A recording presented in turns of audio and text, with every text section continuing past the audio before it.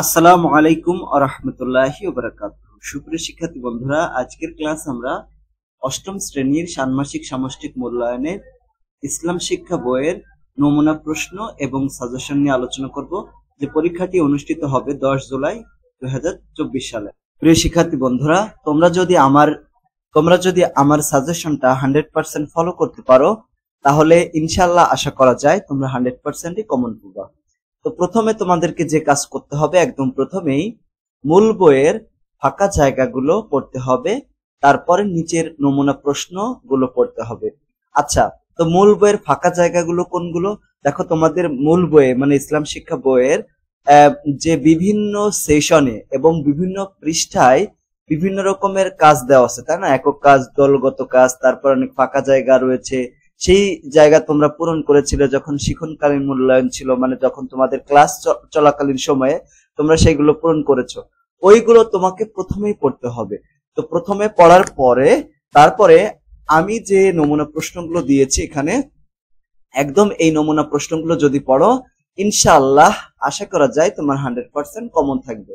দেখো, এটা হচ্ছে নমুনা প্রশ্ন এক নম্বর নমুনা প্রশ্ন, প্রস্তুতিমূলক সেশন।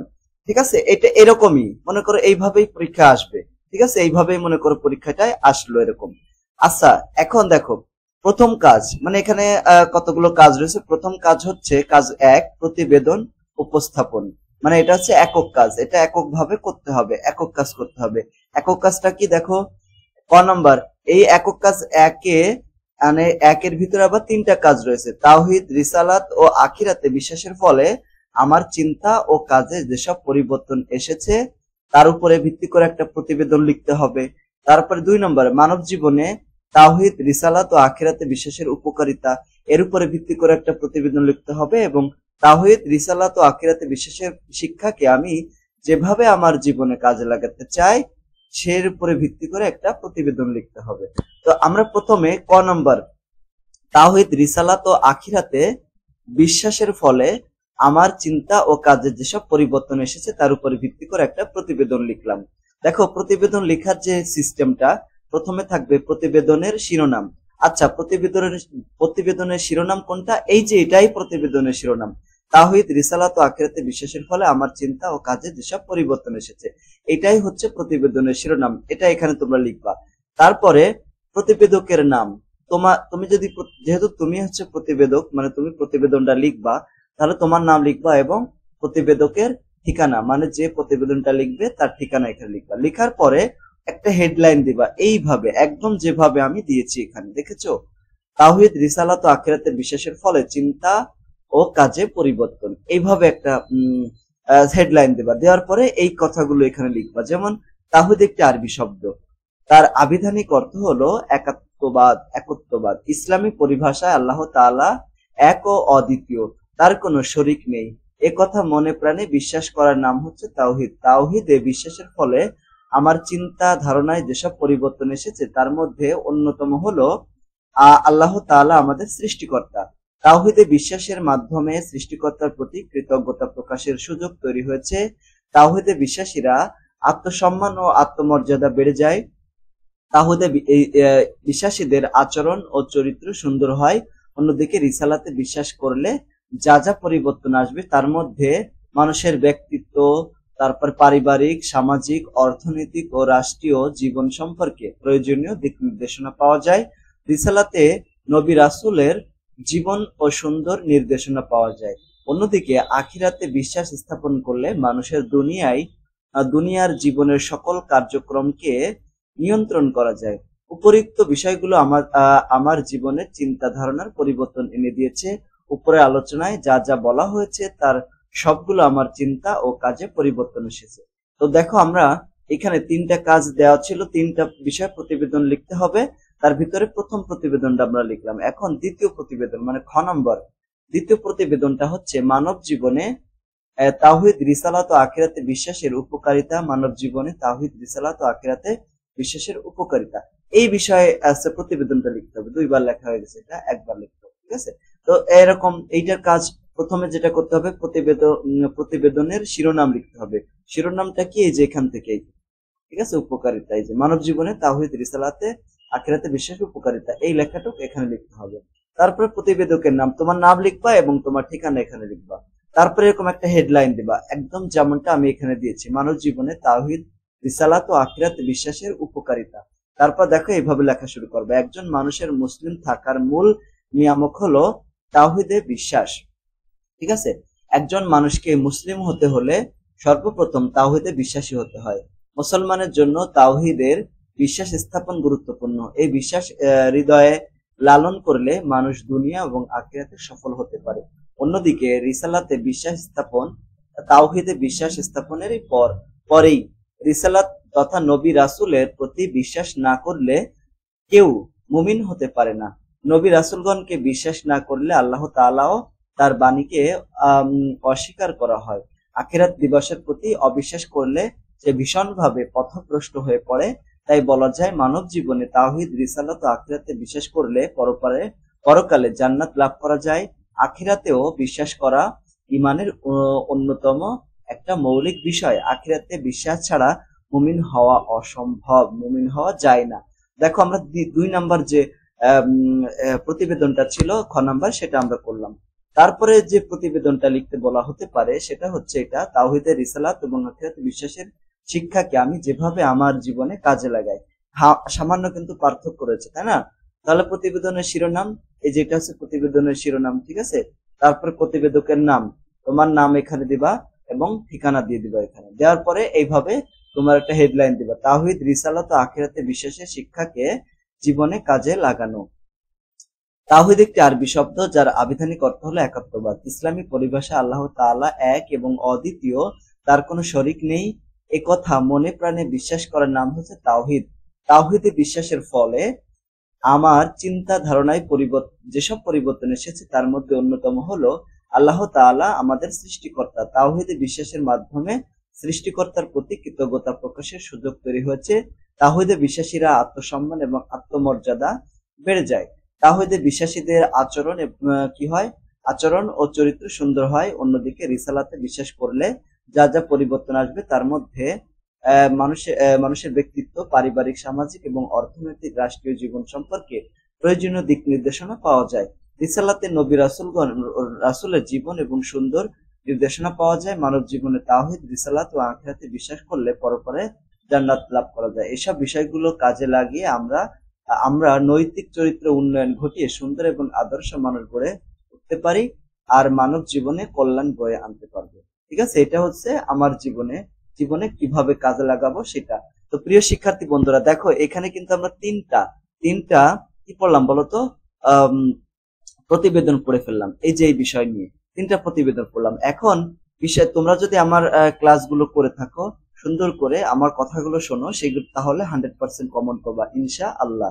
এখন দেখো, এইখানে আমরা 3টা বিষয়ে কি করেছি বলতো, প্রতিবেদন লিখেছি 3টা। এখন তোমার পরীক্ষায় তাওহীদ, রিসালাত এবং আখিরাতের পরিবর্তে ওখানে অন্য কোনো বিষয় আসতে পারে, ঠিক আছে না? অন্য যে তোমাদের সিলেবাসে যা যা আছে অন্য কোনো বিষয়ে আসতে পারে তাওহীদের জায়গায়, ঠিক আছে না? তাহলে এরকম প্রতিবেদন লেখার স্টাইল এবং এই বিষয়গুলো যদি জেনে থাকো তাহলে এই কিভাবে প্রতিবেদনটা তোমার লিখতে হবে সেটা কিন্তু পারবা। আচ্ছা, এরপরে প্রস্তুতিমূলক সেশন 2, মানে এইখানে 2টা কাজ আছে, 1 নম্বর কাজ এবং 2 নম্বর কাজ। এটা হচ্ছে কাজ 2, ঠিক আছে। এইখানে কি কাজ করতে হবে? তো সালাতের শিক্ষা নিজ জীবনে কাজে লাগিয়ে কিভাবে নৈতিক চরিত্রের উন্নয়ন ঘটানো যায় তার উপরে জোড়াই প্রেজেন্টেশন করতে হবে। আচ্ছা, জোড়াই মানে কি? 2 জনে করে, এটা কিন্তু জোড়াই কাজ, মানে 2 জন মিলে কাজটা করতে হবে। এখন খেয়াল করো, এইখানে তোমাদের সালাত সম্পর্কে প্রেজেন্টেশন দিতে বলা হয়েছে। এখন সালাত যদি না দিয়ে তোমাকে জাকাত সম্পর্কেও প্রেজেন্টেশন দিতে বলতে পারতো, অথবা অন্য কোনো বিষয় নিয়েও রোজা মানে সিয়াম সম্পর্কে প্রেজেন্টেশন দিতে হতে পারতো, তাই না? তাহলে দেখো, স্টাইল কিন্তু সেম থাকবে। তাহলে তোমরা যদি মূল বই পড়ো আর আমার এই সাজেশনটা যদি ফলো করো তাহলে এখান থেকে সব কমন পাবা ইনশাল্লাহ, তাই না? হয়তো বা সালাতের জায়গায় সেখানে জাকাত পেতে পারো অথবা সাওম পেতে পারো, ঠিক আছে? এইটা হচ্ছে পার্থক্য থাকবে। তো এখানে প্রেজেন্টেশন কিভাবে তৈরি করবা, তোমাদের যে কাগজগুলো থাকবে, তোমাদের যে উত্তরপত্র থাকবে, উত্তরপত্রের একটা পেজে এটা লিখবা, প্রেজেন্টেশনের শিরোনাম সালাতের শিক্ষা এবং নৈতিক চরিত্রের উন্নয়ন, এতটুকু লিখবা একটা পেজে। তারপরে অন্য পেজে সহজ, পরিষ্কার এবং নম্র স্বরে প্রধানত আমাদের সালাত উল্লেখ হয়েছে, যা সমাজের প্রশংসিত শিক্ষামূলক অংশ। সালাত শিক্ষা মানব জীবনে আদর্শ নৈতিক চরিত্রের উন্নয়ন ঘটানোর জন্য একটা অপরিহার্য উপায়। এই লেখাটুক, এই যে এখান থেকে এতটুক লেখা আর একটা পেপারে লিখবা। মনে করো তোমাদের যে উত্তরপত্র দেওয়া হবে, উত্তরপত্রের একটা পেজে এই এই যে শিরোনাম এতটুক লিখবা, অথবা শিরোনাম লিখে এতটুক লিখতে পারো, একটা পেজে লিখবা। আর এইটা আর একটা পেজে লিখবা, এই প্যারাটুক। এই যে প্রথমত আমাদের সালাতের শিক্ষা পরিষ্কার করার জন্য সালাত পর্যালোচনা করতে হবে, তার অর্থ ও মহত্ব। পরে প্রদত্ত নিয়ম অনুযায়ী সালাতের প্রতিটি পর্বকে বিশদ বিবরণ করতে হবে। এখানে আমাদেরকে বিশদভাবে বিবরণ করে দিতে হবে সালাতের, মানে তোমাদেরকে বলতেছি তোমাদের বই থেকে সালাতের যে বিবরণ আছে এটা ওখানে লিখতে হবে। এছাড়াও আল্লাহর সাথে যোগাযোগের মাধ্যম হিসেবে সালাতের কর্মকাণ্ডে মনে রাখতে হবে এবং আদর্শ সালাতের জন্য প্রস্তাবিত কুশলতা বিষয়ক আলোচনা করতে হবে। এখানে করবা সেগুলা। তারপর লাস্টে আরেকটা পেজে এই এতটুকু লিখবা। সালাত একটা নৈতিক চরিত্র নির্মাণ করার জন্য অত্যন্ত কার্যকারী যন্ত্র। সালাতের মাধ্যমে আমরা করতে পারি, স্বয়ংক্রিয়ভাবে নিজেদের নিয়ন্ত্রণ করতে পারি, ইচ্ছা শক্তি বিকাশ করতে পারি এবং নৈতিকতা ও দায়িত্বের সম্পূর্ণ স্বাধীনতা অর্জন করতে পারি। এছাড়াও সালাতের মহিমার মাধ্যমে আমরা কি করতে পারি, আমরা আল্লাহ এবং মানবিক সম্পর্কে আরো উচ্চতর উপাস্যতা এবং সম্মান অর্জন করতে পারি। তো প্রিয় শিক্ষার্থী বন্ধুরা, এই হচ্ছে নমুনা প্রশ্ন 1, মানে 1 নম্বর নমুনা প্রশ্ন। এখন আমরা 2 নম্বর নমুনা প্রশ্ন দেখবো এবং তার উত্তর দেব। প্রিয় শিক্ষার্থী বন্ধুরা, তোমরা কিন্তু এই নমুনা প্রশ্ন 1 নম্বর দেখেই বুঝতে পেরেছো যে তোমাদের পরীক্ষায় যে টাইপের আসে, যে স্টাইলে আসে, আমি কিন্তু প্রশ্নগুলোকে ওই স্টাইলেই এখানে সাজিয়ে দিয়েছি, তাই না? কাজেই এগুলোকে অবহেলা করে না পড়ার কোনো সুযোগ নেই। সুন্দর করে পড়লে ইনশাল্লাহ তোমরা কমন পাবা। নমুনা প্রশ্ন 2, এখানে দুইটা কাজ আছে। 1 নম্বর কাজ হচ্ছে ইসলামী শিক্ষা বিভিন্ন প্রেক্ষাপট এবং পরিবেশে দয়া, দায়িত্ব এবং উত্তম চরিত্রের উপর জোর দেওয়া। এখানে কোরআন, হাদিস, নবী মোহাম্মদ সাল্লাল্লাহু আলাইহি সাল্লামের বাণী এবং কর্ম এবং সদয় এবং দায়িত্বশীল আচরণের বিষয়ে ইসলামী শিক্ষামূলক গ্রন্থ থেকে কিছু মূলনীতি রয়েছে, সেই মূলনীতিগুলো এখানে উল্লেখ করতে হবে। ঠিক আছে? তো মূলনীতির ভিতরে প্রথম মূলনীতি হচ্ছে সত্যবাদিতা, তাই না? রাসূল সাল্লাল্লাহু আলাইহি সাল্লামের হাদিসের সত্যবাদিতা আর অসংখ্য উদাহরণ রয়েছে, তাই না? তো সত্যবাদিতা মানব জীবনের অন্যতম সেরা গুণ। সত্য মানুষকে মুক্তি দেয় আর মিথ্যা মানুষকে ধ্বংস করে। সত্যবাদী লোককে সবাই ভালোবাসে।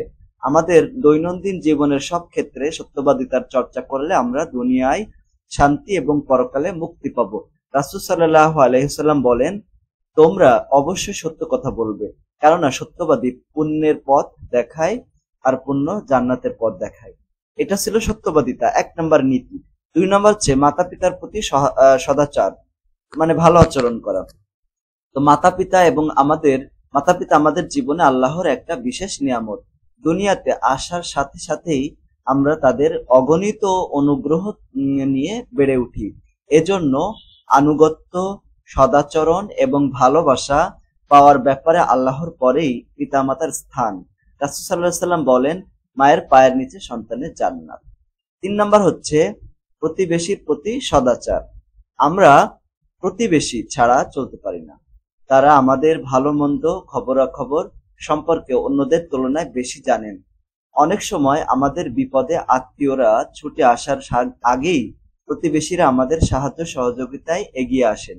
তাই তাদের সঙ্গে মিলেমিশে থাকা এবং সদাচর করা এবং তাদের সাহায্য সহযোগিতায় এগিয়ে যাওয়া আমাদের একান্ত কর্তব্য। তাহলে এটাও একটা নীতি। তারপর দেখো, খয়রাত এবং অভাবীদের সাহায্য করা, মানে যারা হচ্ছে ফকির তাদেরকে সাহায্য করা এবং অভাবী যারা রয়েছে তাদেরকে সাহায্য করা। দাতব্য কাজ এবং অভাবীদের সাহায্য করা ইসলামী দায়িত্বের অপরিহার্য উপাদান। মুসলমানদের তাদের সম্পদ এবং সম্পদ কম ভাগ্যবানদের সাথে ভাগ করে নেওয়ার জন্য উৎসাহিত করা হয়, কারণ এটি সামাজিক দায়বদ্ধতা এবং সহানুভূতির বোধ জাগিয়ে তোলে। তারপরে কাজরে নীতি ও দায়িত্ব, এটা হবে কাজের নীতি ও দায়িত্ব। কাজের কয়াকার বর্গের জয়কার র, কাজের নীতি ও দায়িত্ব। ইসলামিক কঠোর পরিশ্রম এবং কর্মসংস্থান ও দৈনন্দিন জীবনে দায়িত্ব পালনে উৎসাহিত করে। নবী মুহাম্মদ সাল্লাল্লাহু আলাইহি ওয়াসাল্লাম বলেন, নিজের হাতের কাজ থেকে হ্যাঁ যে খাবার খায় তার চেয়ে উত্তম খাবার আর কেউ খায় না, এরকম। তারপরে শান্তিপূর্ণভাবে বিরোধের সমাধান। ইসলাম বিরোধ এবং দ্বন্দ্বের শান্তিপূর্ণ সমাধানকে উৎসাহিত করে। মতবিরোধ দেখা দিলে মুসলমানদের পুনর্মিলন এবং মধ্যস্থতা করার জন্য উৎসাহিত করা হয়। তো এরপরে পরিবেশ পরিচ্ছন্নতা এবং সংরক্ষণ। সুন্দরভাবে বাঁচার জন্য চাই সুস্থ, সুন্দর এবং মনোরম প্রাকৃতিক পরিবেশ। আর এই পরিবেশ আমাদেরই নিশ্চিত করতে হবে। পরিবেশের ক্ষতি করে এমন যে কোনো কাজ করতে ইসলামের নিষেধ করা হয়েছে। প্রাকৃতিক সম্পদ অপচয়, বিনাশ অথবা অপরিমিত ব্যবহার কোনোটি ইসলামের দৃষ্টিতে সমর্থনযোগ্য নয়। নবী করিম সাল্লাল্লাহু আলাইহি ওয়াসাল্লাম পরিবেশ রক্ষায় গাছ কাটতে নিষেধ করেছেন। তিনি আরো বলেছেন, যে ব্যক্তি গাছ লাগায় এবং গাছের যত্ন করে, তাকে বড় করে, সেই গাছের একটা ফলের হিসাবে তার আমলনামায় একটা করে নেকি লেখা হবে। এই নীতিগুলো কোরআন, হাদিস এবং বৃহত্তর ইসলামী ঐতিহ্য থেকে উদ্ভূত। জীবনের সকল ক্ষেত্রে সহানুভূতি, দায়িত্ব এবং নৈতিক আচরণের উপরে অত্যাধিক জোর দিয়ে বিভিন্ন প্রেক্ষাপট এবং পরিবেশে মুসলমানদের সদয় এবং দায়িত্বশীল আচরণ করার জন্য নির্দেশনা প্রদান করে। ওকে, তাহলে এটা আমরা বুঝতে পারলাম। তারপরে আমরা দ্বিতীয় যে কাজটা রয়েছে, দ্বিতীয় কাজ মানে কাজ 1 নম্বর কাজ শেষ। 2 নম্বর কাজে বলা হচ্ছে যে শিক্ষার্থীরা নিজেদের পরিবার, বিদ্যালয় এবং সমাজে সদয় এবং দায়িত্বশীল আচরণ কিভাবে চর্চা করেছে বা কিভাবে চর্চা হতে দেখেছে সেই অভিজ্ঞতার গল্প লিখতে হবে। এখন আমরা এভাবে উত্তরটা লিখতে পারি, যেমন পরিবারের প্রতি দায়িত্বশীল আচরণ। রানা 9ম শ্রেণীতে পড়ে বা অন্য কোন শ্রেণীতে পড়তে পারে। পরিবারে কেবল তার মা বাবা, তোমরা 8ম শ্রেণীতে দিতে পারো, বাবা মা এবং একটি ছোট বোন রয়েছে। অনেকদিন ধরে বাবা অসুস্থ থাকায় সংসার চালানো কষ্ট হয়ে যাচ্ছে। পরিবারে এই অবস্থা দেখে রানা গ্রামের একটি মুরগির ফার্মে কাজ নেয়। সকাল থেকে সন্ধ্যা পর্যন্ত কাজ করে রাতে বাড়িতে এসে নিজের পড়ালেখা এবং সংসারের দায়িত্ব গ্রহণ করেছে। পরিবারের প্রতি রয়েছে তার গভীর ভালোবাসা। তাহলে এটা হচ্ছে পরিবারের প্রতি দায়িত্বশীল আচরণ, তাই না? আমাদের এটাই বলছে যে পরিবার, বিদ্যালয় এবং সমাজের প্রতি কি দায়িত্ব রয়েছে। তো বিদ্যালয়ের প্রতি কি দায়িত্বশীলতা রয়েছে দেখি। শ্রেণীকক্ষ পরিষ্কার পরিচ্ছন্নতা করার লক্ষ্যে 5 জন করে আমরা 6টি দলে ভাগ হয়ে যাই। 3টি দল শ্রেণীর ভেতরে কাজ করে আর 2টি দল শ্রেণীর বাইরে কাজ করি। কাজগুলো করার সময় আমরা মাস্ক এবং হ্যান্ড গ্লাভস পরে হবে। শ্রেণীকক্ষের ভেতরে যারা কাজ করে তাদের একটি দল শ্রেণীর ভেতরে পড়ে থাকা নষ্ট কাগজ, পানির বোতল এবং খাবারের প্যাকেট এবং অন্য প্রয়োজনীয় জিনিসপত্র সংগ্রহ করে ডাস্টবিনে রেখে দিই। অন্য দল কি করে, বেঞ্চ, ব্ল্যাকবোর্ড পরিষ্কার কাপড় দিয়ে মুছে ফেলি এবং একদিকে সরিয়ে রাখি। অন্য দলটি শ্রেণীকক্ষ ঝাড়ু দিই। পরিচ্ছন্নতার কাজ শেষ হলে আমরা সাবান দিয়ে হাত মুখ ধুয়ে ফেলি। এভাবে সবার সম্মিলিত প্রচেষ্টায় আমরা আমাদের শ্রেণীকক্ষ পরিষ্কার রেখে সুন্দর এবং নির্মল পরিবেশে পড়াশোনা করি। এরপরের কাজ আমরা যেটা করব সেটা হচ্ছে সত্যবাদিতা। হ্যাঁ, এখানে আমাদেরকে বলা হচ্ছে যে সত্যবাদিতার কোনো উদাহরণ আছে কিনা, ঠিক আছে। দায়িত্বশীল আচরণ চর্চা করছে কিভাবে হতে দেখেছে সেই অভিজ্ঞতার গল্প। তাহলে এখানে লাস্টে যেটা রয়েছে সত্যবাদিতার গল্প। আমি তখন 6ষ্ঠ শ্রেণীর ছাত্র। গ্রীষ্মকালীন ছুটিতে আমাদের মামাদের বাড়ি বেড়াতে যাচ্ছি। বাস থেকে নেমে আমি একটি জিনিস লক্ষ্য করলাম, রাস্তায় একটা মানি ব্যাগ পড়ে রয়েছে। আমি মানি ব্যাগটি হাতে নিলাম, তখন মানি ব্যাগটি লুকিয়ে রাখি। এসে মাকে সব খুলে বলি। মা এতে বড়ই আশ্চর্য হয় এবং মানি ব্যাগে থাকা ঠিকানায় ফোন দিয়ে লোকটিকে আশ্বাস দেয় ওনার মানি ব্যাগ পাওয়া গেছে এবং তার কাছে আছে। মা লোকটিকে আমাদের বাসার ঠিকানা দিয়ে দেন এবং যোগাযোগ করতে বলেন। মানিব্যাগে লোকটির আইডি কার্ড সহ প্রয়োজনীয় কাগজ ছিল, যা হারিয়ে গেলে লোকটি অনেক ভোগান্তির শিকার হতো।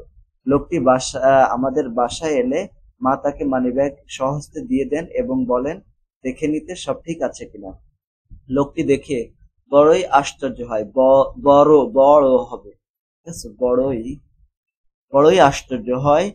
লোকটি তখন আমার কাছে এসে জড়িয়ে ধরে বলে সারা জীবন যেন এরকম সততা এবং নিষ্ঠাবান থাকি।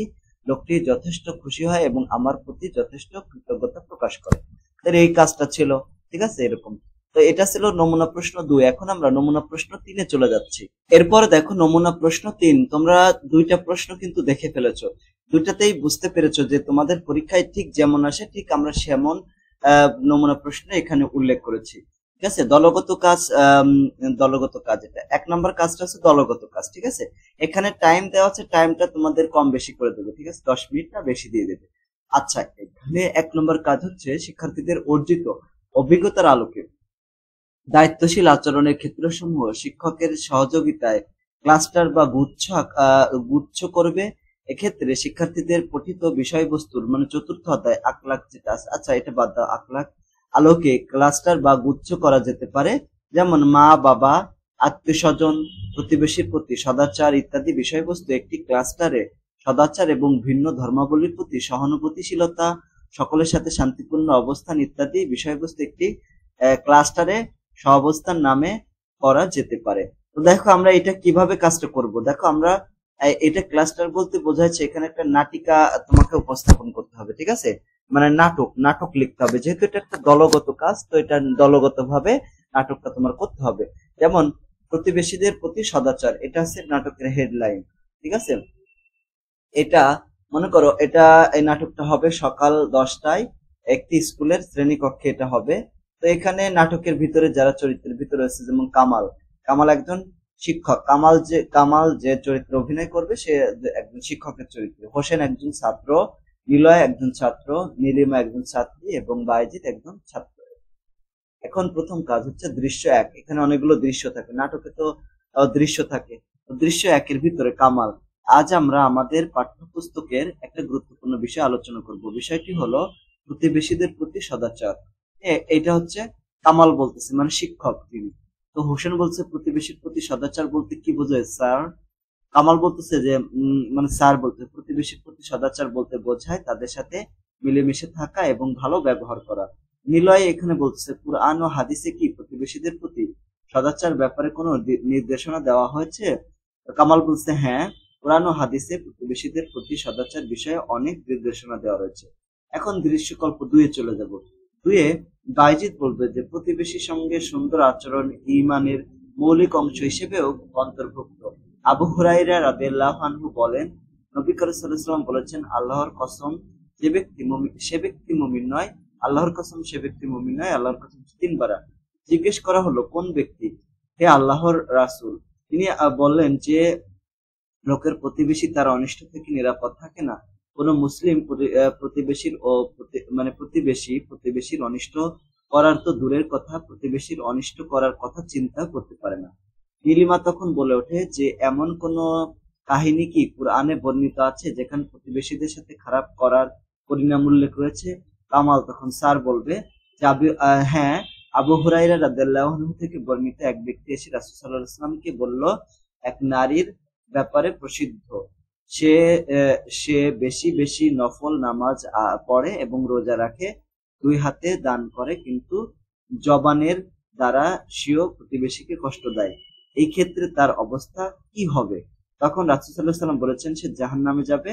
আরেক নারী বেশি নফল নামাজ পড়ে না, খুব বেশি রোজাও রাখে না, আবার তেমন দান সৎকাও করে না, সামান্য 2-1 টুকরা পানির দান করে প্রতিবেশীকে, তবে সে জবানের দ্বারা প্রতিবেশীকে কষ্ট দেয় না। এই নারীর ব্যাপারে কি বলেন? নবী সাল্লাল্লাহু আলাইহি ওয়াসাল্লাম বলেছেন সে হচ্ছে জান্নাতি। এরকম ঘটনা। ঠিক আছে, এখন দৃশ্যকল্প 3-এ আমরা চলে আসলাম। 3 নম্বর, নিলয় বলবে প্রতিবেশী সাহায্য করার ব্যাপারে কিছু বলুন। তো হোসেন এখানে বলবো অবশ্য নিলয়, বাড়িতে ভালো তরকারি রান্না হলে প্রতিবেশীকে না জানালেও তারা এর ঘ্রাণ পেয়ে থাকে। প্রতিবেশীকে তরকারি দেওয়ার জন্য বাড়তি তরকারি রান্নার নির্দেশনাও ইসলামে দিয়েছে। আবু জর রাদিয়াল্লাহু আনহু বলেন, একদা রাসূলুল্লাহ সাল্লাল্লাহু আলাইহি ওয়াসাল্লাম বললেন, হে আবু জর, যখন তুমি ঝোল বা মানে তরকারি আর কি রান্না করবে তখন তাতে পানির পরিমাণ বেশি করো, অতঃপর তোমার প্রতিবেশীর বাড়িতে রীতিমতো পৌঁছে দাও। কামাল তখন বলবে স্যার আর কি, ইসলাম নির্ধারিত প্রতিবেশীদের হক যথাযথভাবে আদায় করলে সমাজে সুখের সুশীলতা সুশীল হিমেল হাওয়া বইবে, মানুষের মধ্যে ভালোবাসার এক গভীর বন্ধন গড়ে উঠবে, সবাই এক সাথে বলে উঠলো আল্লাহ সকলের মঙ্গল করুক। ঠিক আছে, এটা হচ্ছে নাটিকা। তো এরপরে দলগত কাজ 2, মানে দুই যেটা, এটাও দলগত কাজ। এখানে কি করতে হবে, শিক্ষার্থীরা কয়েকটি দলে বিভক্ত হয়ে ভূমিকা অভিনয়ের জন্য প্রস্তুতি গ্রহণ করবে, দলগত আলোচনার মাধ্যমে স্ক্রিপ্ট গল্প লিখবে, চরিত্র নির্বাচন করবে, কে কোন চরিত্রে অভিনয় করবে তা নির্ধারণ করবে, শিক্ষক সকল দলের জন্য কাজ দেখবেন এবং প্রয়োজনীয় ফলাফল বা ফিডব্যাক প্রদান করবেন। এক্ষেত্রে শিক্ষককে লক্ষ্য রাখতে হবে যে গল্প বা স্ক্রিপ্ট যেন এমন হয় যা 15 মিনিটের মাঝে উপস্থাপন করা সম্ভব হয়। এটা হচ্ছে দলগত কাজ 2 এর কাজ। ঠিক আছে, এই কাজটা তোমরা মানে এটা দলগত কাজ 2 বলতে এই যে নাটকটা আমরা লিখলাম এখানে, তাই না, পড়লাম, ওই নাটকটাকে মানে ভূমিকা অভিনয়ের মাধ্যমে করতে হবে। ঠিক আছে, এখানে রিহার্সাল করতে হবে। ওকে, এটা হচ্ছে দলগত কাজ 2 এবং 3 শেষ হয়ে গেল, মানে পুরোটাই দলগত কাজ ছিল এখানে। ঠিক আছে, নমুনা প্রশ্ন। তারপরে নমুনা প্রশ্ন 4। নমুনা প্রশ্ন 4-এ আমরা দেখব প্রথমে যে কাজটা রয়েছে একক কাজ। একক কাজের জন্য সময় দেওয়া হবে। এখানে কাজটা আছে শিক্ষার্থী ডেঙ্গু বা অন্য কোনো রোগ আক্রান্ত রোগীর সেবায় কি কি করা যায় সে সম্পর্কে তার নিজের অভিজ্ঞতা থেকে একটি তালিকা তৈরি করবা। মানে তোমরা একটা তালিকা তৈরি করবা। ঠিক আছে, কিভাবে, দেখো, আমার কোনো সহপাঠী, বন্ধু বা পরিচিত কেউ ডেঙ্গু আক্রান্ত হলে তার সেবায় যা যা করতে পারি তার একটা তালিকা নিচে দেওয়া হলো। ঠিক আছে, আমরা এরকম একটা তালিকা দেবো। এই যে 1 নম্বর কাজ হচ্ছে প্রথমে তার অসুস্থতার খবর পেয়ে তার জন্য উপযুক্ত খাদ্য সামগ্রী নিয়ে তাকে দেখতে যাব। ঠিক আছে, যাবো আর কি, যদি কেউ অসুস্থ হয় তাকে দেখতে যাব। সর্বদা তার ভালো মন্দ খোঁজ খবর নেব। ডেঙ্গুর উচ্চমাত্রায় জ্বর কমানোর জন্য প্যারাসিটামল জাতীয় ওষুধ খাবারের পরামর্শ দেবো। আচ্ছা, এখানে আমরা ডেঙ্গু জ্বরের কথা বলা হচ্ছে, কিন্তু অন্য অন্য রোগও হতে পারে, তাই না, সেগুলো সম্পর্কে তখন লিখবো। ওষুধ ছাড়াও জ্বর কমাতে মাথার পানি ঢালা, শরীরে মুছে দেওয়া অথবা গোসল করাতে পরামর্শ দেবে। তারপরে 5 নম্বর, ডেঙ্গু রোগের প্রতিদিন 2.5 থেকে 3 লিটার পানি পান করতে হয়। তাছাড়া তার জন্য ডাবের পানি, ফলের শরবত, জুস, স্যুপ, দুধ ইত্যাদি নিয়ে যাব।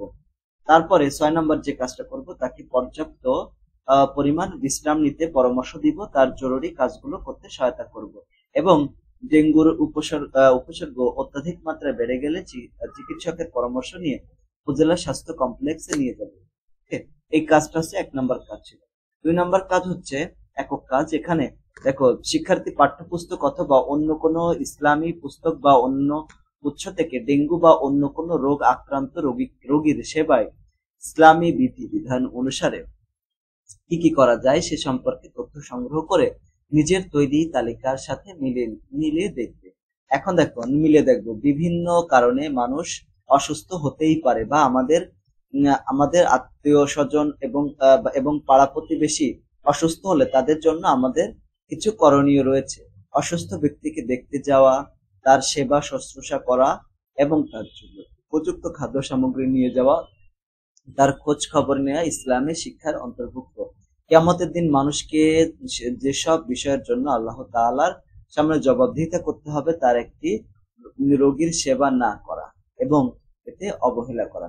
আমরা অবশ্যই আমাদের বাসায় বা আশেপাশে যদি কেউ অসুস্থ থাকে তাকে দেখতে যাব এবং তার যত সম্ভব সেবা যতটুকু পারবো সেটা সেবা যত্ন করবো। তারপরে নমুনা প্রশ্ন 5 নম্বর নমুনা প্রশ্ন, এটা দেখো, এখানে দেখো 2টা কাজ রয়েছে। দলগত কাজ 1। দলগত কাজ 1-এ যেটা করতে হবে, শিক্ষার্থীরা বিভিন্ন দলে বিভক্ত হয়ে নিজেদের কর্মদিবস 1-এর কাজগুলো একত্র করবে। এক্ষেত্রে দল গঠনে শিক্ষক মানে প্রথমে যেটা করতে হবে, তোমরা দল গঠন করবা, 5 থেকে 6 জনের একটা দল হবে, আর কিছু করা লাগবে না। তারপরে দল গঠন করার পরে শিক্ষার্থীরা রোগীর সেবায় করণীয় সম্পর্ক নিজের যা ভেবেছো এবং ইসলামের আলোকে যা পেয়েছো সেগুলো কিভাবে শিক্ষকের সামনে উপস্থাপন করবে বা লিখে উপস্থাপন করতে পারো বলে ছবি এঁকে পোস্টার বানিয়ে কোরআন এবং এর আয়াত লিখে মাল্টিমিডিয়া প্রেজেন্টেশন ইত্যাদির মাধ্যমে করতে পারো। তো দেখো, আমরা এখানে লিখে এটা প্রকাশ করবো কোরআনের আয়াত। রোগীর সেবা করা একটা গুরুত্বপূর্ণ ইসলামী বিধান। আল্লাহ তাআলা বলেন এরকম, তোমরা তোমাদের মাতা পিতা, আত্মীয় স্বজন, এতিম, মিসকিন, বন্ধু বান্ধব এবং মুসাফিরদের প্রতি সদ্ব্যবহার করো এবং তোমরা যাদের অধিকার রয়েছে তাদেরকে তাদের অধিকার দাও, নিশ্চয় আল্লাহ সৎকর্মশালীদের পছন্দ করেন, সৎকর্মশীলদেরকে পছন্দ করেন। এটা সূরা নিসার আয়াত সংখ্যা 36-এ রয়েছে। এভাবে আমরা কোরআনের আয়াত লিখে উপস্থাপন করতে পারি বা আমরা পরীক্ষা আসলে এটা লিখতে পারি। রোগীর সেবায় আল্লাহ তাআলা তার গুনাহ মাফ করে দেবেন। আল্লাহ তাআলা রাসূল সাল্লাল্লাহু আলাইহি ওয়াসাল্লাম বলেন, যে ব্যক্তি কোনো মুসলমানকে রোগের সময় দেখতে চায়, আল্লাহ তাআলা তার জন্য জান্নাতের একটা বাগান তৈরি করে দেবেন। তিরমিজি হাদিস।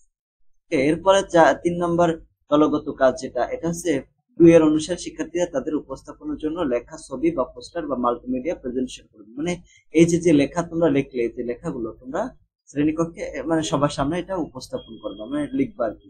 4 নম্বর দলগত কাজ হচ্ছে শিক্ষার্থীরা শিক্ষকের সহায়তায় ডেঙ্গু বা অন্য কোনো রোগে আক্রান্ত বা অসুস্থ ব্যক্তির আরোগ্যের জন্য দোয়া এবং মোনাজাতের আয়োজনের প্রস্তুতি গ্রহণ করবে। এখানে কি করবা, তোমাদের মনে করো একজনের হয়েছে, ডেঙ্গু জ্বর হয়েছে, তার জন্য দোয়া করতে হবে। তো দোয়া কিভাবে করতে হবে তার আয়োজন করতে হবে। এখন দোয়া করবা, মোনাজাত করতে হবে, যদি এটা আসে যে স্যাররা যদি তোমাকে জিজ্ঞাসা করে তাহলে সেভাবে করতে হবে। ঠিক আছে, এটা ছিল নমুনা প্রশ্ন 5। এখন 6 নম্বর নমুনা প্রশ্ন। 6 নম্বর নমুনা প্রশ্ন এটা হচ্ছে কাজ 1 রয়েছে মহান আল্লাহর পরিচয় ও প্রশংসামূলক বা বিশেষত তাওহীদ, রিসালাত এবং আখিরাত সংশ্লিষ্ট বিভিন্ন ইসলামী সঙ্গীত পরিবেশনার মাধ্যমে ইসলামী আকীদা গঠন করো। মানে এটা একক কাজ। মানে এখানে তোমাকে কি করতে হবে, বিভিন্ন ইসলামী যে সঙ্গীত রয়েছে, মানে গজল রয়েছে, ওই গজলগুলো তোমাকে আবৃত্তি করতে হবে, মানে গাইতে হবে আর কি। যেমন দেখো এখানে একটা গজল আমরা লিখলাম, আল্লাহু আল্লাহু তুমি জানলে জালালু, এরকম। ঠিক আছে, এটা তোমরা সুন্দর করে এখান থেকে এই টাইপের যে গজল, তোমরা যদি কোনোটা মুখস্থ থাকে সেটা মুখস্থ করবা, তা না হলে এখানে স্ক্রিনশট দিয়ে তোমরা এটাকে পড়তে পারো যদি পরীক্ষা আসে। ঠিক আছে, এইভাবে।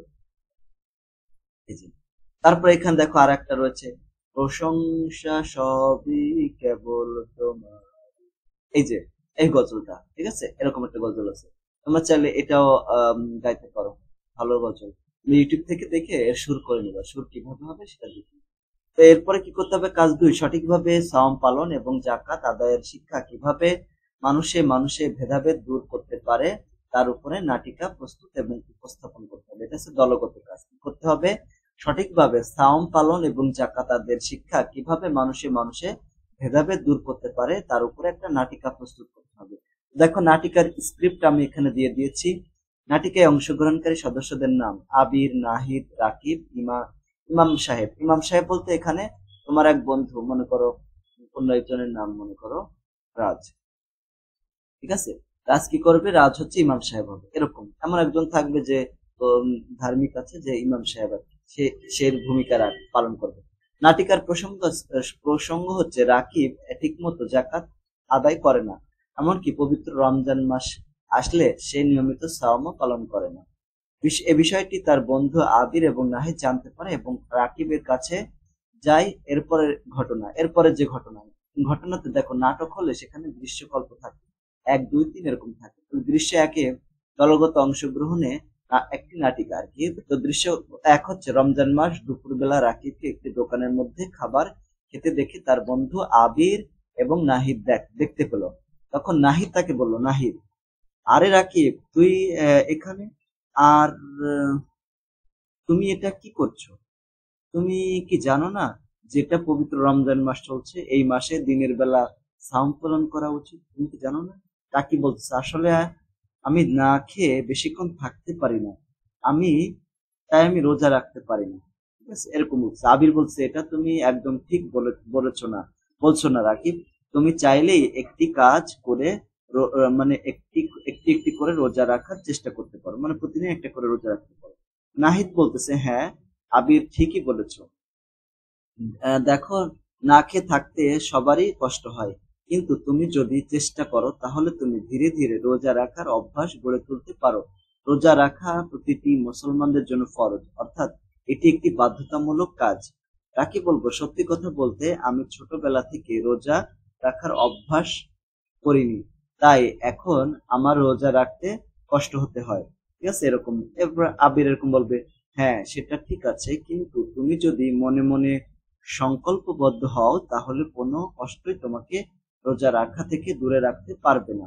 নাহিদ বলতেছে যে আমি শুনেছি তুমি নাকি জাকাত আদায় করো না, এটি কি সত্য? রাকিব বলবে হ্যাঁ, তুমি ঠিক শুনেছ, আসলে আমি জাকাত সম্পর্কে খুব ভালো একটা জানি না। আবির বলবে যে শোনো, জাকাত হচ্ছে ইসলামের 5টি স্তম্ভের মধ্যে গুরুত্বপূর্ণ একটা স্তম্ভ, তাই এটি অবশ্যই পালন করতে হবে।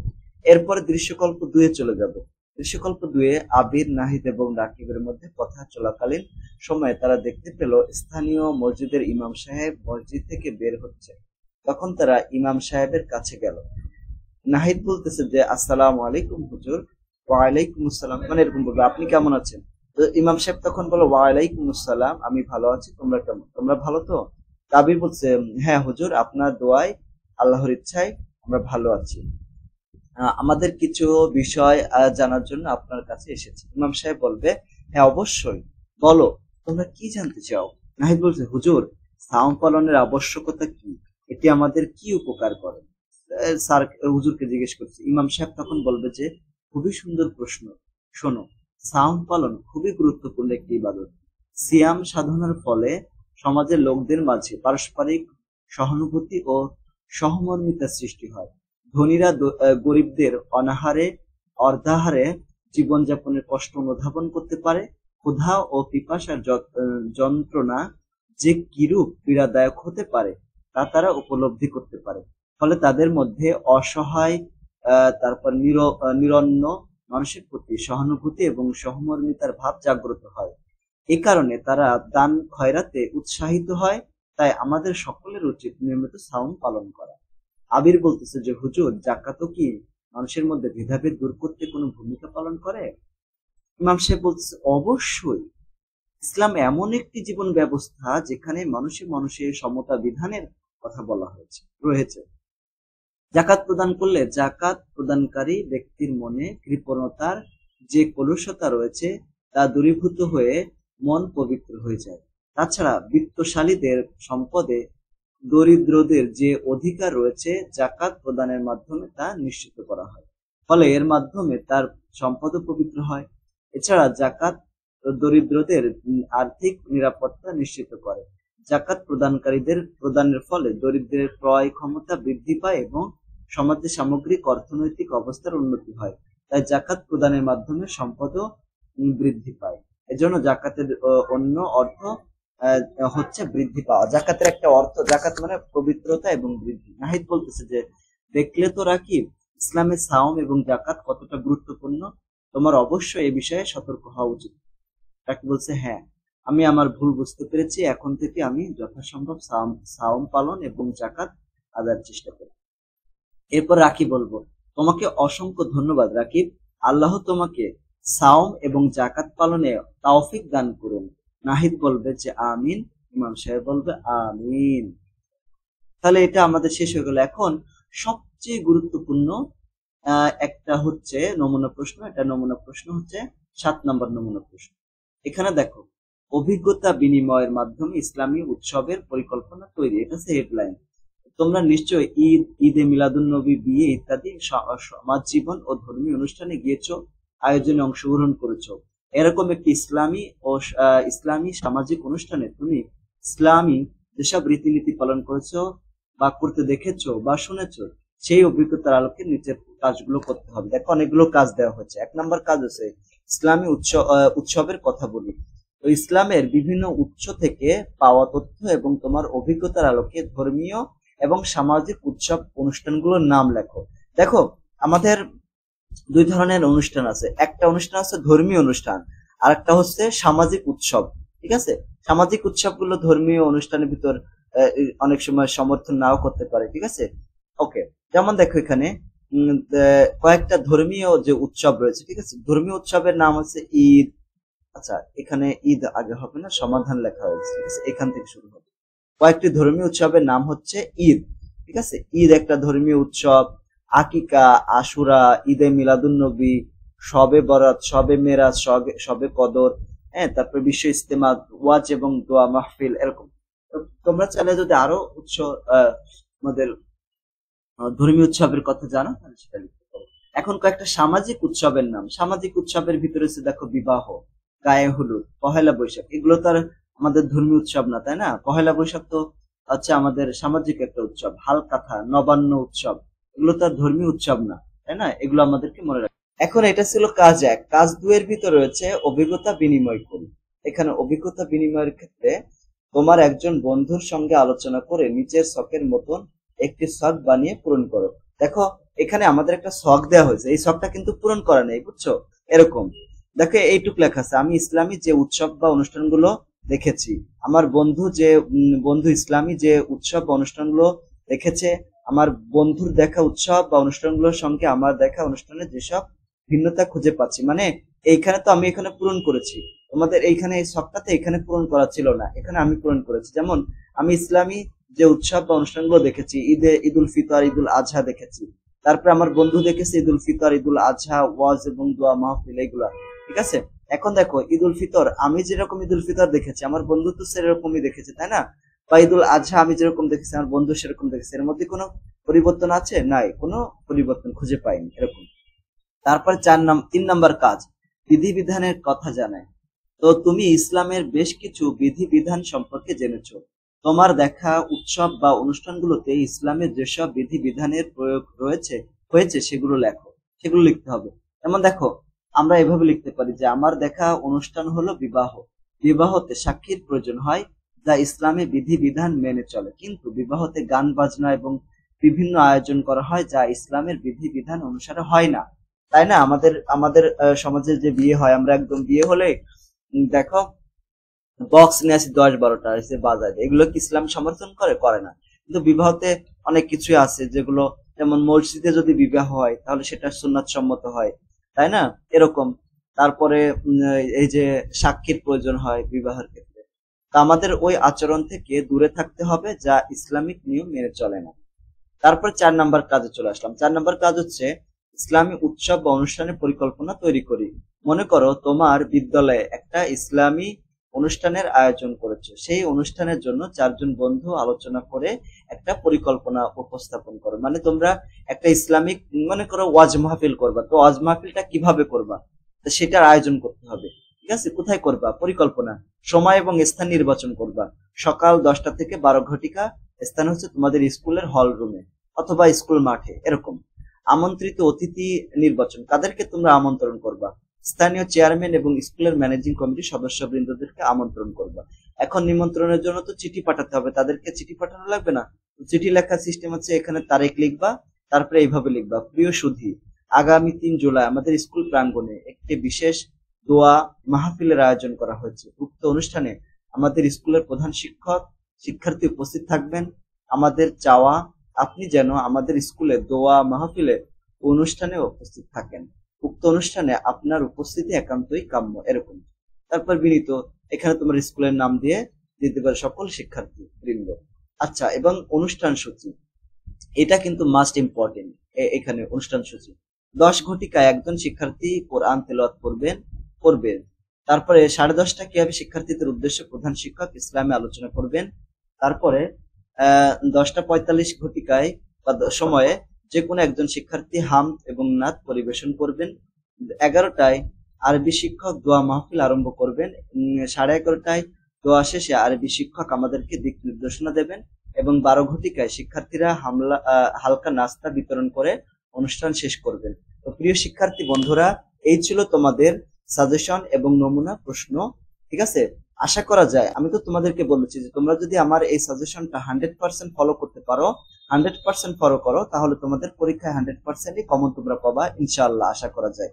তো প্রথমে তোমাদেরকে কি করতে হবে, আমি কিন্তু আবার মনে করে দিই, প্রথমে মূল বইয়ের ফাঁকা জায়গাগুলো, মানে তোমাদের মূল বইয়ে অনেক জায়গা ফাঁকা জায়গাগুলো তোমরা যখন স্কুলে পড়েছিলে ওখানে পূরণ করেছিলে, আবার অনেকগুলো ছিল একক কাজ, দলগত কাজ, তাই না?